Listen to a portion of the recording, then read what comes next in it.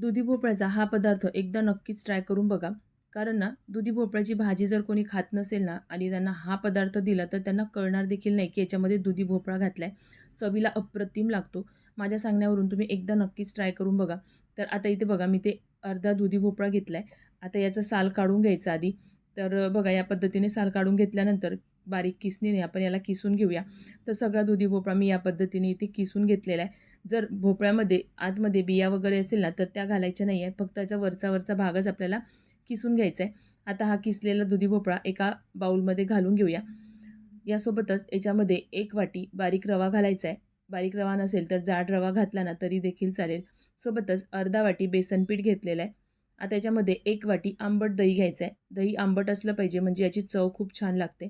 आता चमच्याने आधी हे मिक्स करून घ्यायचं. कारण दुधी भोपळ्यामध्ये सुद्धा पाणी असतं. तर अंदाजाने आधी किती पाणी लागेल या हिशोबाने आता पाणी घालून घेऊया.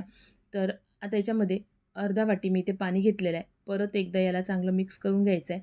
खूप जास्त याच्यामध्ये पाणी घालायचं नाही आधीच. तर जसं लागेल तसं नंतर परत ॲड करता येईल.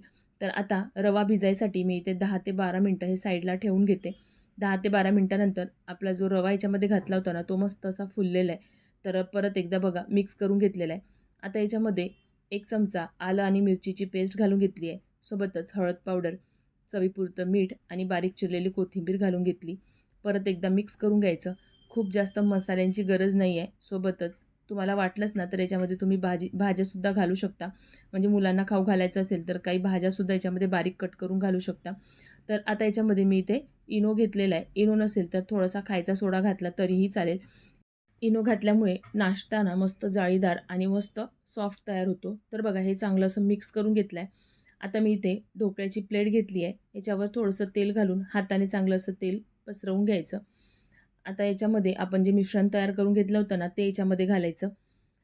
आता सगळं मिश्रण मी एकाच वेळी याच्यामध्ये घालून घेते आणि आता चमचाने आपल्याला हे मिश्रण चांगलं पसरवून घ्यायचं आहे. तर बघा प्लेटमध्ये असं सगळीकडे हे मिश्रण पसरवून घेतलं आहे. आता आपल्याला हे वाफवून घ्यायचं आहे. तर मी इथे दुसरीकडे पाणी गरम करायला ठेवलं आहे.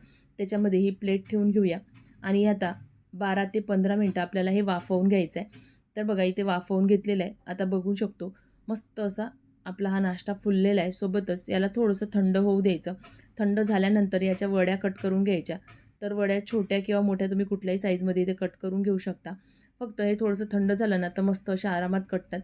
तर आता हे सगळ्या मी इथे वड्या कट करून घेतलेल्या आहे. तर खायला अप्रतिम लागतो आणि या वड्या आहेत ना तुम्ही अशाच देखील खाऊ शकता. चवीला एवढ्या छान लागतात ना, माझ्या सांगण्यावरून एकदा नक्कीच ट्राय करून बघा. तर बघा मस्त अशा आतून जाळीदार आपल्या ह्या वड्या तयार झाल्या आहे. वड्या बोलू शकता किंवा तुम्ही याला दुधी भोपळ्याचा ढोकळासुद्धा याला म्हणू शकता. तर आता बघा मस्त अशा जाळीदार या वड्या तयार झालेल्या आहे. तर मी आता याला एक तडका देणार आहे म्हणजे एक मोहरीची फोडणी घालणार आहे.